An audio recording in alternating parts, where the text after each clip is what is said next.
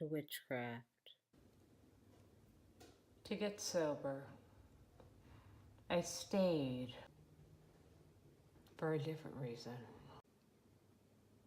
Hallelujah! Hosanna!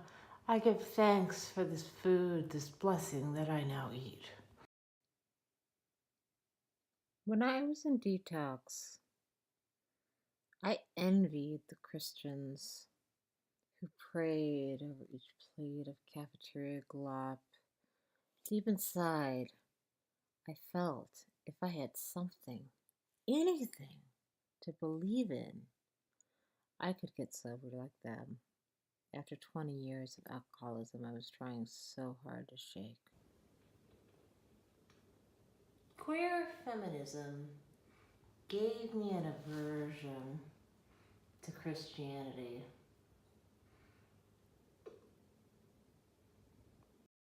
Shoved down our throat at all those goddamn tedious AA meetings. So I turned to Wicca, which seemed more accepting of my feminist values. 5 years ago, I had no coven. I didn't really want one. I am a self-taught, eclectic, solitary practitioner. I learned all I know about witchcraft from books such as this. The internet, where you can Google spells. Pinterest. For all sorts of witchcraft information, I find a lot of great sacred geometry from old texts on Pinterest, as well as tarot spreads, useful spells, all kinds of good stuff. Google Translate for translating English into Latin for incantations. Always handy. American Horror Story Coven, a cautionary tale. I used my own vaginal fluids for an early spell, instinctually. Did research. Learned the powers of personal effects, as they're called in other African traditions, or as I use them, parts of my own body, given freely. A baby tooth, my own fingernail clippings. You can use other people's, but that's you doing a spell on them, which I don't do. A ball of my own hair, and dried menstrual blood, my pride and joy. As I'm getting older, menopause is coming up, I save my menstrual blood. This is real fluid menstrual blood that I've been collecting for a while. I don't know yet what I'm going to do with it, but something good. These objects, these artifacts, these personal effects felt sacred like none other talismans had. Blood of my womb, hair of my head, tooth of my mouth as a baby, acrylic nail of my hand long ago.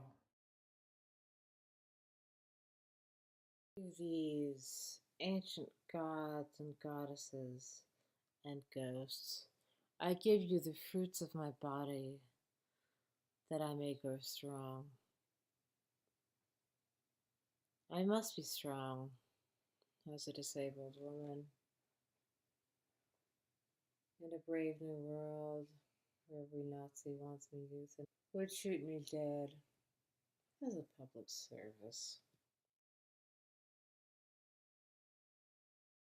Magic is the most powerful kind of magic, only recently added to my repertoire. I never ever cut myself to use my own blood. Or, ew, gross, sacrifice for someone else's. No, big no, animals included. This is a menstrual blood powder. I burn it in candles in ritual. According to the African hoodoo tradition, which similar to voodoo, which I like, if you put your own menstrual blood in a man's drink, like coffee or one shit up, it'll make him fall in love with you. But unfortunately, such a fate is not for me. If I put all that menstrual blood I've been saving in any man's drink, I would give him herpes. There's that nasty blood also carries diseases factor. So I won't be doing any of that. There shall be no menstrual blood in men's drinks. I don't want that love of man either. I prefer chicks. So that is not my intention for that ingredient. I live with schizoaffective disorder, anxiety, and PTSD. Early on, the intensity to which I took to Wicca was seen as a sign of mental illness. I have been in psychiatric care all of my life, and only recently have I gotten into witchcraft. I've always been crazy. When I was declared totally and permanently disabled and checked forever out of society, the doctor wrote on the paperwork she does witchcraft with bodily fluids. Well, I still do. Midst of a massive psychotic delusion, a bunch of them. So there were quite a lot of other way more batshit things she could have wrote on that paper. But she wrote she does witchcraft with bodily fluids, and well, yes, but only my own. But my fringe spirituality, which is rapidly becoming less fringe, our sisters are legion. I mean, beneath the hat, beneath the sequins, I really am mentally ill. I'm just a crazy woman. I take 6 pills 3 times a day. Rotate between mania, depression, psychosis, PTSD, and anxiety. Sleep odd hours, even when well medicated and in a good mood. Unfortunately, despite having what looks like a nice life, half the time I'm totally fucking miserable and can't handle it, which is awful, tragic. But I've been on SSDI for 10 years, so I subsist. I do witchcraft to gain the same blessings that woman felt she got when praying over her detox pudding.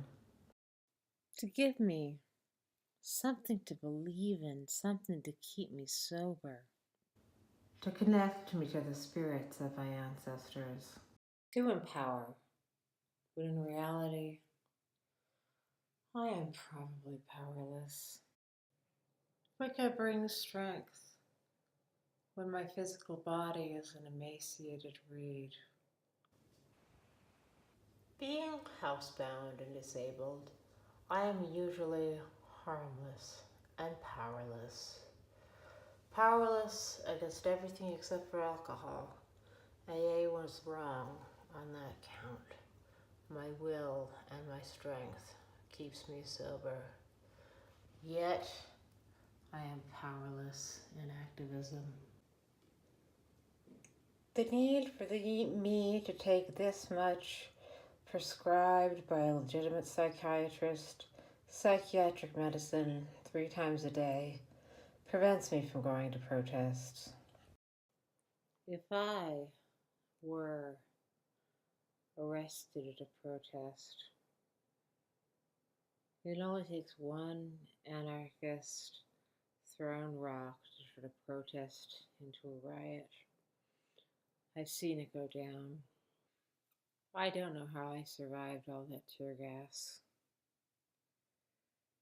If I had to go without medication for even a few hours beyond my dosage time, I would be writing on the walls in my own shit like John Janae wrote Our Lady of the Flowers.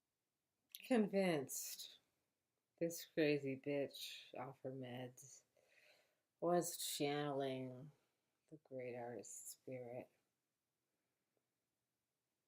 They'd never let me out. In these troubled times, just stay safe, above all.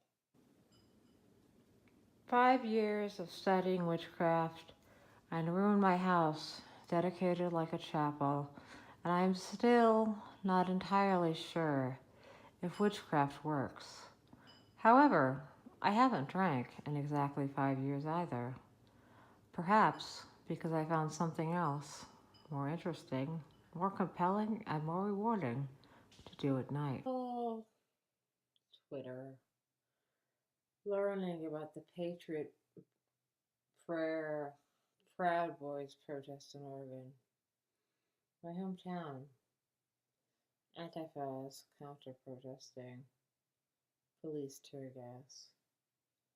I feel like I can no longer sit by, waiting and lounging.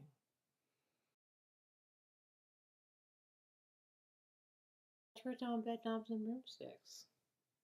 My Disney blueprint for a witch trying incompetently to fight Nazis.